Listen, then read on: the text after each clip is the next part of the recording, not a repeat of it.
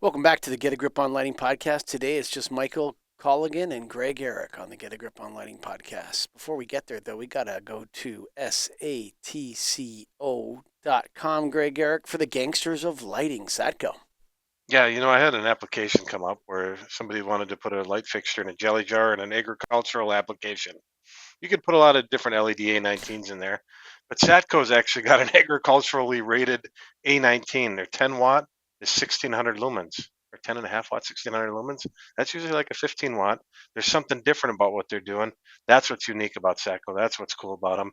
They're not just a me too, like, hey, here's my A19. I've got 20 different A19s. Which one you want? Oh, for this application, you do this one. Thank you, Satco. Go to satco.com. Of course, members of the National Association of Innovative Lighting Distributors. They have a controls course coming out at Lightivation in June. We got a convention coming up in September. Check them both out on the website, naild.org. If you have light bulbs in a warehouse, this is your association. And also, don't be a loser, Greg Ehrich. You're going to be in Vegas, aren't you, this May? I'm not a loser. Are you? Are you? Ah! No way. You got to be there. You got to be at Light Fair May 4th through the 8th. Light Fair Vegas. It's a place to be, man. Get there. So you're not a big listener to the Restoring Darkness podcast. I know that. I don't listen to a lot of podcasts, unfortunately. Sorry about that. That's okay. You Your just heart. record them. I Yeah. get it. Yeah. Um, but you listened to the recent one that dropped with Dr. Mario Mata. I did. Very interesting content. I did. Yeah.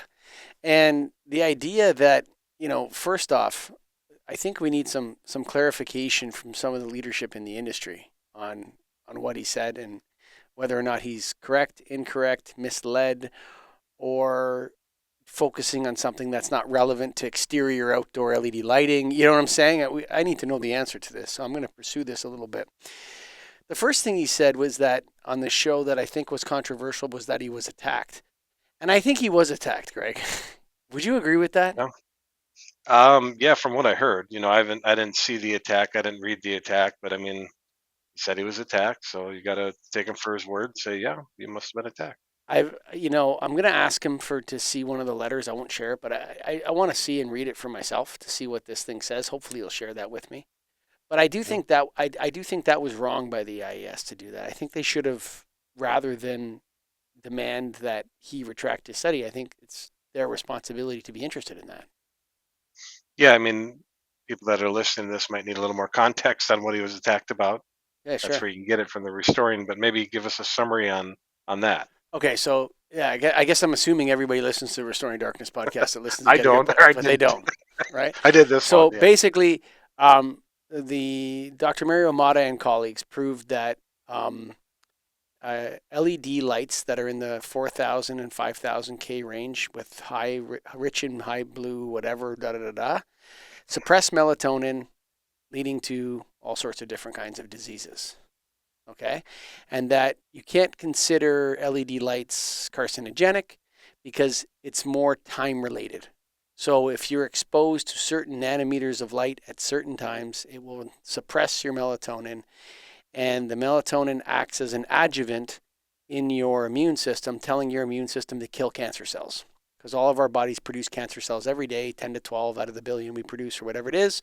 And the melatonin tells the immune system to go after and crush those cancer cells.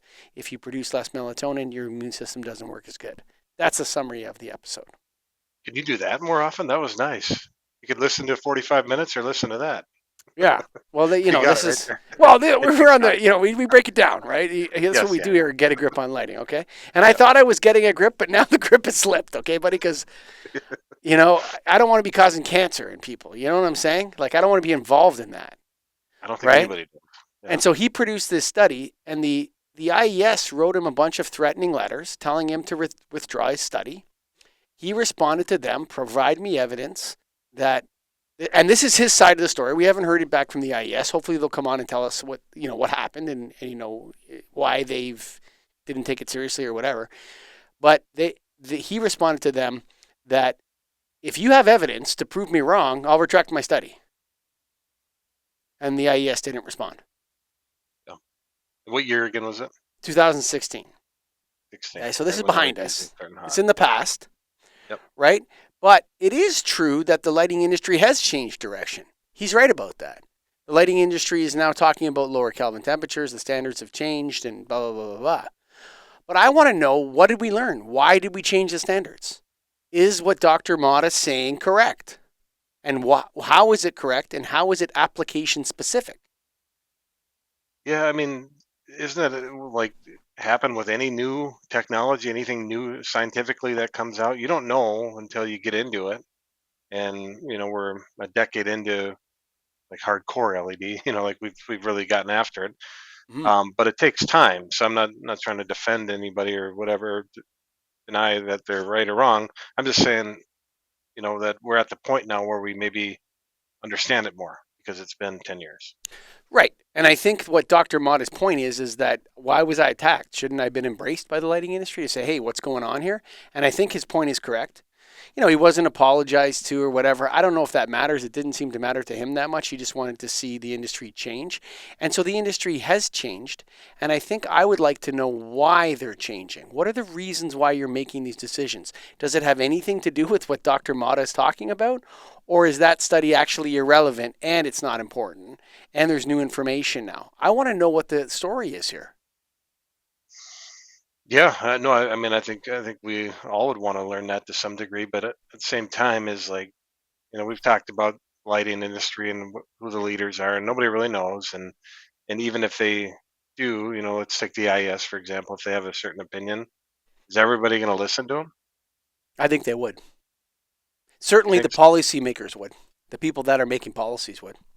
And If then the from the IES came out with a policies, strong statement saying we need to roll back these color of LEDs, it should be done as soon as possible. It's not an emergency, but it's something that we need to go back to 2200 Kelvin, or we have a specific nanometers that we need to achieve, and this is the direction. In 10 years, we want all outdoor lighting in North America to be this color temperature, this amount of watts, this glare rating, whatever it is. If these are actual medical problems that we're causing, not just nuisances, if these things actually do cause people problems, the IES absolutely has to come out and say that. If they have information that they know and they made a mistake or whatever, they have to come out and correct it. And they should be instructing the industry as to what to do. That's their job, is it not? but will the industry follow until it gets to the policymakers? I don't know. I mean, like, there's going to be people that, just like when it started, you can import the product, and you might say, hey, if you're a U.S. manufacturer, whatever that means too, um, you need to follow these standards. Okay, well then I'll just buy them direct from China and import whatever I want and stick to what I've been doing. We need to get a grip, Greg. Yeah, yeah. I mean, that's the point of this show, is trying to get a grip, and you just said you lost our grip. Damn it! We lost What the have you grip. been I thought I doing? had it. Listen, the other point that I think is very important to clarify for people, and that was when Mark and Dr. Motta, as much as they have an opinion, this was their opinion. It wasn't fact or anything like that. And that was when they kind of reference corruption and the idea that somehow there was a money exchange involved in these letters. I don't believe that at all. Do you? I don't think it's possible that No. there was some kind of monetary payola paid to. I think that's just out of the question, from my opinion. Do you agree with that? Yeah, no, I do, and I think you look back at, if anything, it was just like, hey, we've got something new and exciting. Yeah. Let's not damper the excitement about it. Let's get this thing rolling because it's going to change everything, and it did. A lot of people don't remember what it was like in 2016 in the lighting industry. A lot of people weren't around. It's I a mean, lot of the people that were. everybody was popping the champagne, buddy. Mhm. You Excitement. know, yeah, everyone was getting really excited. The champagne was out. People were buying huge booths at Light Fair, like city blocks size Mhm. booths, and everybody was going nuts. And so this was a real disruption to the party. It was a party pooper. Right off the bat too, and they got shut down. You think? Should they? I think it's a shame. I would love to interview someone at the IES to come on and address some of the concerns that came up on that Restoring Darkness podcast. You can go to restoringdarkness.com to check it out. It's the most recent episode. I think it's episode 120, but it's with Dr. Mario Mata. But I would love to have someone from the IES come on and address this and find out what the That would be difference is, great. what we know now that we didn't know yesterday.